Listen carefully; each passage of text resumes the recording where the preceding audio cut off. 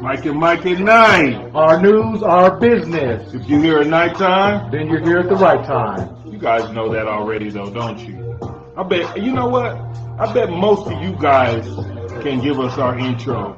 So let's try it one more time. Mike at night. Our news, our business. If you're here at Then nighttime, you're here at the right time. we're all about that love Support and protect. always. Hey, how you guys doing today? Appreciate you guys for joining us today. Thank you for enjoying another wonderful day in Denver, Colorado, and another wonderful day on the Mike at Night show. No, we missed you guys last night. It was a Wednesday and we were not here. So to our faithful viewers, followers, and subscribers, we do apologize for that.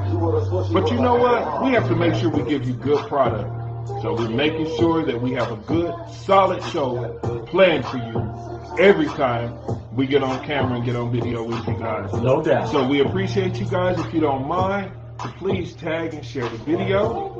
And if you're eating, please allow someone else to eat as well and share the wonderful news that we have. Hey, Indy, how you doing?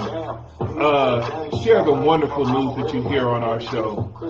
I'm glad we're getting on a little later today because we've given you all a chance to get in here, and you might just be getting off work. You might just, have some things to do today. It was a beautiful day today, so we know you guys were out and probably kind of busy, so we want to give you a little bit of time before you jumped in here with us.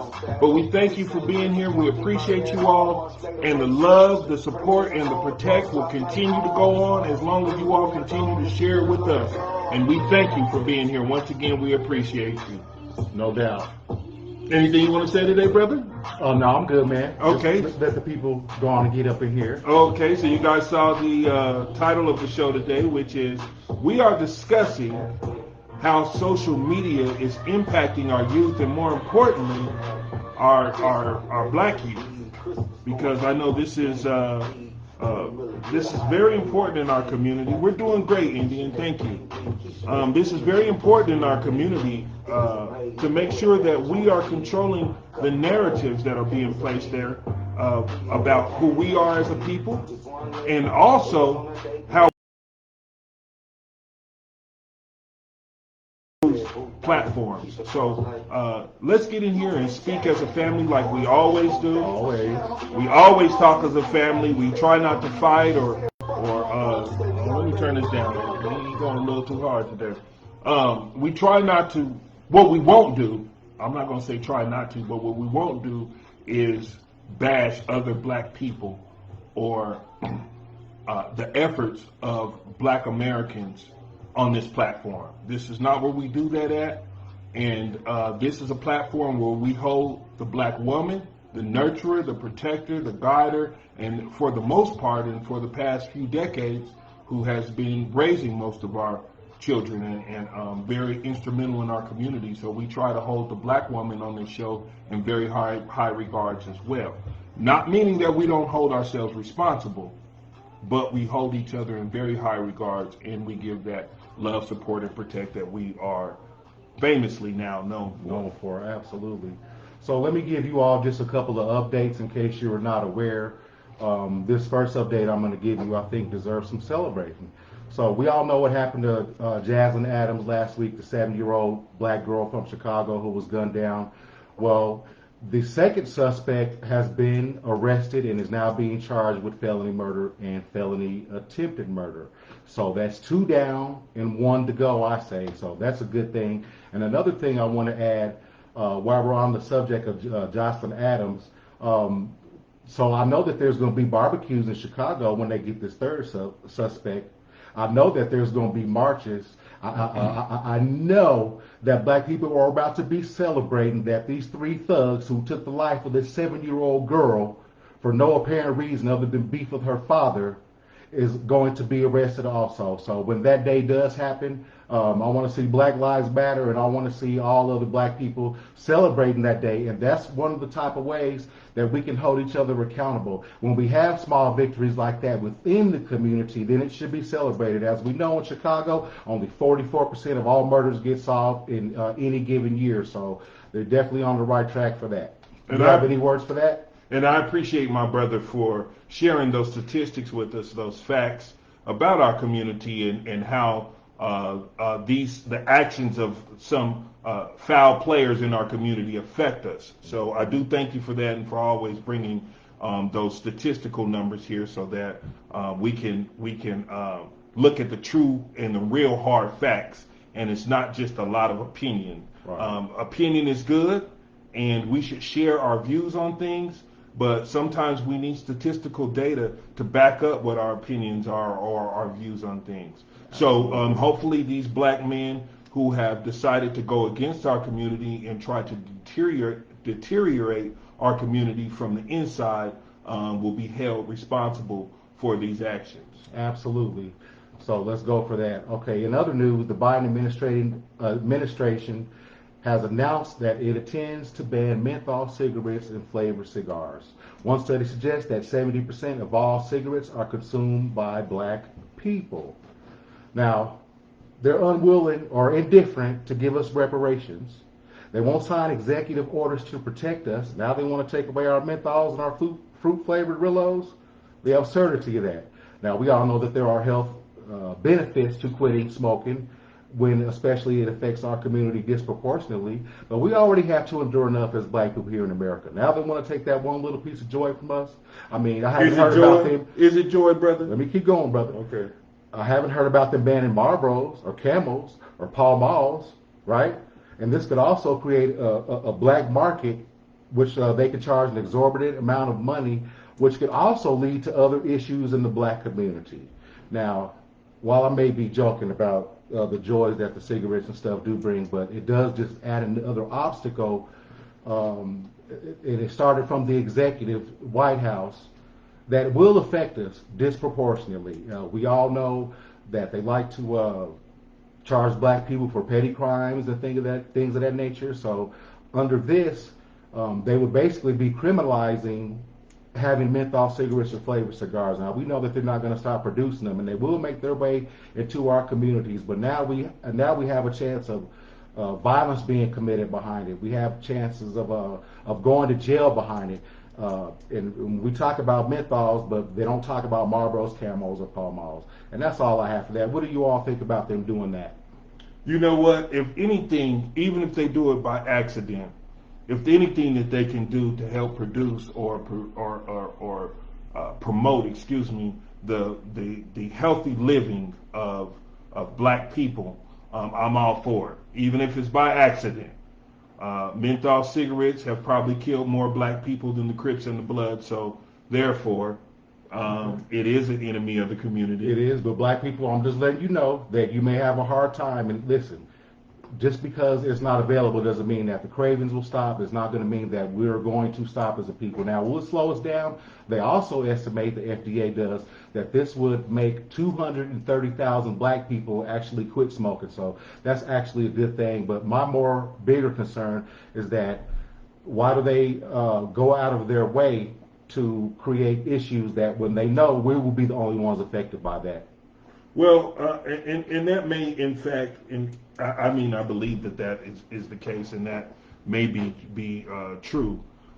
However, like I say again, if it's an enemy of our community, then it's an enemy of us, and we are here to love, support, and protect. So if we can do that through the elimination of much needed reform in the way of drugs and alcohol, then I'm all for it.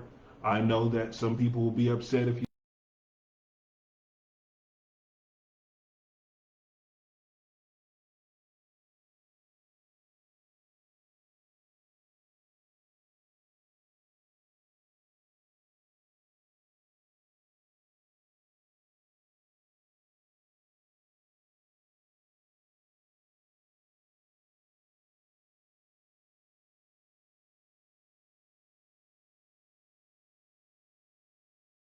Vanessa, all of our people that get in here and spend a little bit of time for us, we thank you guys for that. Absolutely. And once again, we do appreciate all the time that you all spend with us because it's an important aspect of our lives. It is helping to build our community internally.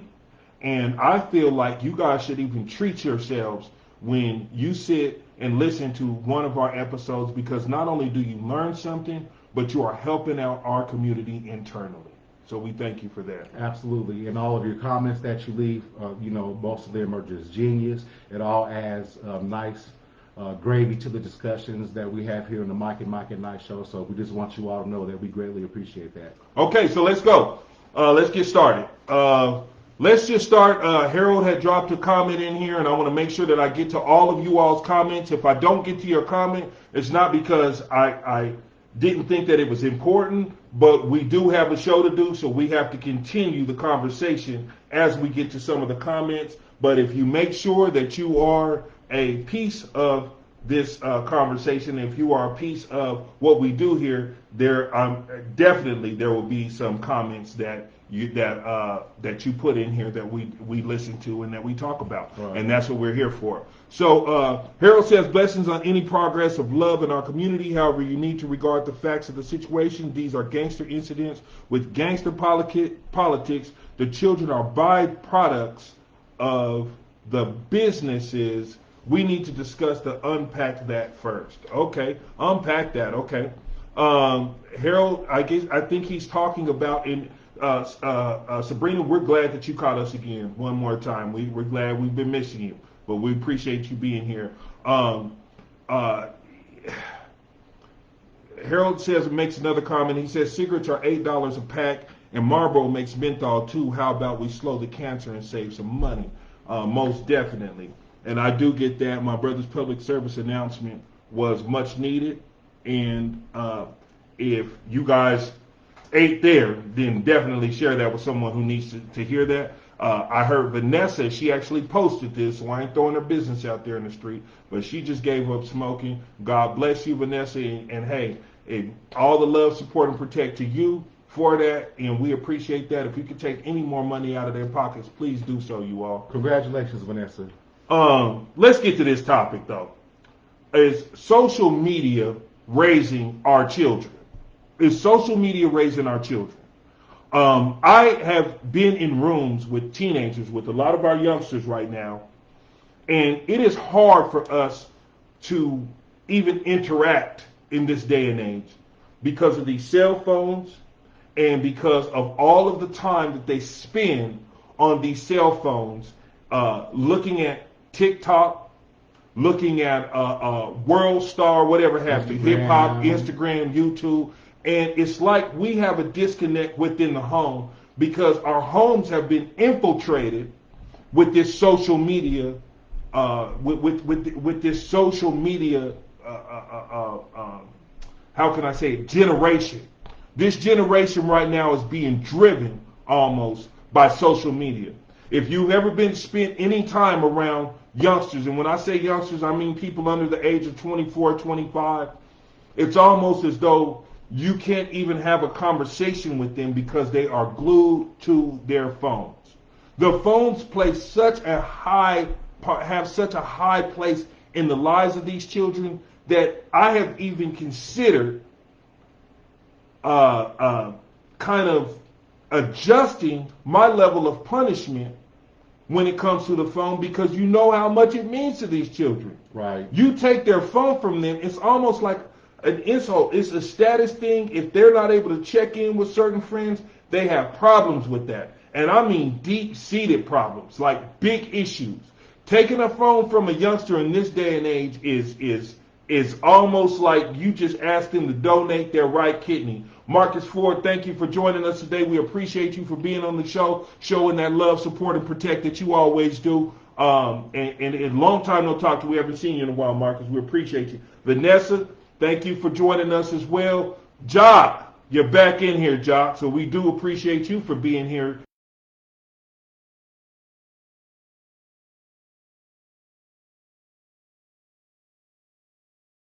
We're coming up and we sit around with our grandparents and it was dinner time. Mm-hmm.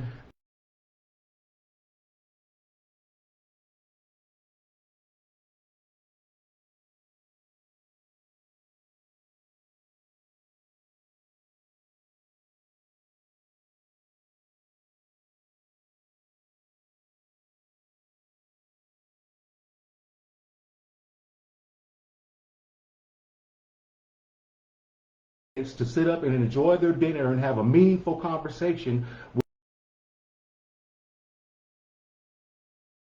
table now. And I think that we as black people that we're not going to stop them completely, of course not, but there needs to be some regulations and some type of limitations to when the social media is used now. And if all your homework is done and all your chores is done and you've been to work that day or whatever it is you did that was a positive thing and you want to get on social media and check out with your people, I understand all that, but there's a time and place for everything, and the time just seems like it's always time. Well, let's just say this real quick. I get, and bro, let's just bring it up to 2021. That whole, if your chores are done, bro, come on, man. I mean, these kids ain't growing up in the 80s. Listen, most of them don't have chores. If you don't have control over your 8, 9, or 10-year-old, then something's wrong there anyway. You absolutely should have the ability to make sure that they're only using them platforms when, like I said, it's a time and place for everything, and you should have control over that. And I believe that you should as well. However, when we're talking about, when I say youngsters, and the youngsters that I'm really focused on is not necessarily our 7, 8, 9-year-olds, because most of them don't have cell phones. Most of them aren't using cell phones. I say for the most part. Okay. 7-year-olds. If your 7 or 8-year-old has a cell phone,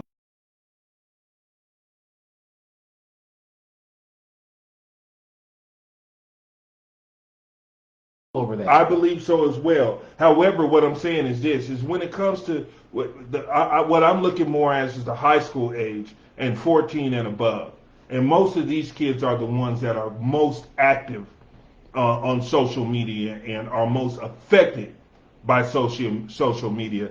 The children under the age of 14 generally are still into children or childlike venues. You know, they have their favorite cartoons and things like that. Once you get 13, 14, you're starting to get more into clothes. You're starting to get more into the opposite sex. All of those things come after high school. And you generally don't see that with the younger generation, especially elementary school. You generally don't see that. But this is a progressive nation that we live in right now, so you will see that for the most part. But the users are getting younger and younger when their minds are most vulnerable. The users are getting younger and younger. However, I just don't think that it's good practice for children, unless they're using a cell phone, to contact their parents, because maybe they get out of school at a certain time, but 7 and 8-year-olds. Or if they're using it for a platform, to do their homework, because there's a lot of information, positive information, real information that's available on there if they just seeked it out. Or, I don't know, I'd give them a personal computer, especially if they're 7, 8, or 9. There you go. I mean, I don't necessarily think they need a cell phone unless they're trying to contact you to pick them up from school or something like that. But anyway, so when we're talking about the young people, we're talking about your 13, 14, 15, 16, 17-year-olds. Those are the ones that can't seem to stay off of their cell phones. Now, and I know a lot of us have our Thanksgiving Day dinners and our family functions. You will see these children somewhere isolated in a room on their cell phone. And the time that they spend in between interacting with people in that cell phone at times may be anywhere from 4 to 10 minutes before they're back on that phone, seeing who's called, seeing who's posted this. They're also sharing it. I have to tell my kids sometimes, I don't want to see nothing from TikTok. I've told them that. I don't want to see no pranks on dad. I don't want to see none of that, because I know how this stuff takes away from our personal time and takes away from the education that I'm trying to give you as a father. Let me get to some of these comments real quick. Harold Hines says, I tether my children's phone to their behavior. You can't choose when to parent. They are not your friends. They are the future and your children. You are here to lead, not just coexist. Sabrina Kavanaugh, the infiltration predates social media. Previous generations' convo was asking if TV was raising our kids. The truth is, yes, it is. Same way school, community, family is. It's a part of normative brain development to want to push away from parents and gravitate to peers, other intimate relationships. And that's also how gang violence came into our community and took a chokehold of a lot of our young black men. I agree. It promotes antisocial behavior. It does promote antisocial behavior. But let's move further into this conversation about, is social media raising our children? Let's move further into this. Now, we have heard this new term about cyberbullying. Let's look at some of the effects that social media in particular, because when we talk about these cell phones with the kids, we can almost use social media interchangeably with that term, because most of them aren't using these cell phones just to text or to make calls. Most young people don't make phone calls anyway. They stay on text messaging. So when we talk about cell phone usage, what we're really, if we pinpoint it and get deeper into the real issue with the cell phones, is social media and social media platforms. Now, you have some numbers on the most used social media platforms that we have right now. And this should come as a surprise to no one.